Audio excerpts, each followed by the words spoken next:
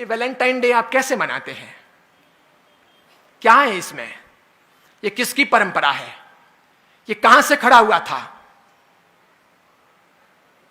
Italy के जन्मे हुए एक व्यक्ति थे, कट्टर ईसाई थे, सेंट वैलेंटाइन बन गए थे। उन्होंने एक लड़की के साथ शादी की थी। वहां के राजा को यह नागवार गुजरा था। वे उन्हें ईसाइयत से और इस प्रेम से तब्दील करना चाहते थे। 14 फरवरी को उनकी मौत हुई। उनकी याद में वैलेंटाइन डे प्रारंभ हुआ। आपके कौन मरा जिसके लिए आप वैलेंटाइन डे मना रहे हो? कौन सा इतिहास आपके घर में रचा गया कि जिसके लिए वैलेंटाइन डे मना रहे हो? शादी का दिन मना लेते। और पति और पत्नी का प्रेम तो सदैव होना चाहिए, प्रतिपल होना चाहिए। वो मात्र चमड़ी का नहीं होना चाहिए, वो दिल का होना चाहिए। हम सब चमड़ी के पुजारी हैं। इसलिए आप में से बैठे हुए लोग माफ करना, साधु हूं, जिन शासन का और आचार्य हूं, फिर भी बोल रहा हूं। हम सब चमड़ी पसंद करने वाले लोग हैं। हम सब खूबसूरती सिर्फ देखते हैं। हम नाक देखते हैं, होठ देखते हैं, आंखें देखते हैं, उसकी स्टाइल देखते हैं, उसकी अदाएं देखते हैं, उसकी कमर देखते हैं, उसके गाल और नाक नक्श देखते हैं और दीवाने बनते हैं। हम बेहुदे गंदे लोग हैं और इसीलिए हम वहीं पर अटके हैं। और इसीलिए हमारे प्यार का तकाजा, प्यार का अर्थ, प्यार का रूप भी सिर्फ चमड़ी तक सीमित है। अगर उसके आगे है तो वैलेंटाइन डे की आवश्यकता नहीं है। मेरे बाप भी प्यार करते थे मेरी मां से और मेरी मां भी प्यार करती थी मेरे पिता से। आपके पिता ने भी प्यार किया होगा आपकी मां से और आपकी मां ने भी प्यार किया होगा पिता से।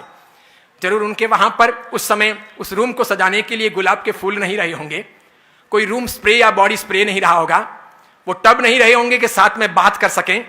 इसके सिवाय अन्य अन्य प्रकार के संसाधन नहीं रहे होंगे, वो स्नो, शैम्पू, वो खूबसूरती के अन्य अंदाज नहीं रहे होंगे। तर भी जीवन की पवित्रता रही होगी, समर्पण का भाव रहा होगा, वो अर्धांगिनी का रूप रहा होगा, वो गहरी आत्मीयता रही होगी, वो दिल रहा होगा, वो प्यार रहा होगा, वो घनिष्ठता रही होगी। मेरे ख्याल से हम में से अधिकांश के मां बाप ने अभी तक, मां ने बाप को नहीं छोड़ा और बाप ने मां को नहीं छोड़ा। न तलाक दिया, न ऐतराज किया। न हमारी मां अपने बाप को छोड़कर पियर गई और न मेरे पिता ने कभी अपनी मां को घर जाने के लिए कहा। भले ही मेरे पिता जाड़े रहे होंगे या आपके किसी के पिता मोटे रहे होंगे, मां दुबली पतली रही होगी, तब भी ये जोड़ा कामयाब रहा होगा। भले पिता काले रहे होंगे, मां गोरी चिट्टी रही होगी, तब भी वो जोड़ा कामयाब रहा। भले मां लंबी रही होगी, पिता बिल्कुल ठिंगू रहे होंगे, ठिंगने रहे होंगे, तब भी वो जोड़ा कामयाब रहा। भले पिता अक्कल वाले रहे होंगे, मां अनपढ़ रही होगी, तब भी वो जोड़ा कामयाब रहा।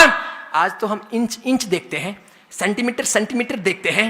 आज हम देखते हैं कि उसकी आंखें बराबर नहीं है, उसके होठ बराबर नहीं है, वो बोलती है तो वो यूं यूं बोलती है, या फिर वो जो है ना वो देखता है तो बार बार यूं यूं देखता है, इसलिए मुझे ऐसा पसंद नहीं है। अरे डूब मरो चुल्लू भर पानी लेकर हाथ में कि हम चमड़ी के पुजारी हैं। हम दिल कब तलाशेंगे, हम अच्छी व्यवस्थाएं कब खड़ी करेंगे, हम संस्कारों की चिंता कब करेंगे, एक अच्छी इंसानियत के तौर पर इस दुनिया में ज्ञान का दिया कब जलाएंगे। अरे सब साधु तो बन नहीं सकते ये मैं मानता हूं, सब साधवियां हो नहीं सकती ये मैं मानता हूं। शादी करना आवश्यकता है जिंदगी की।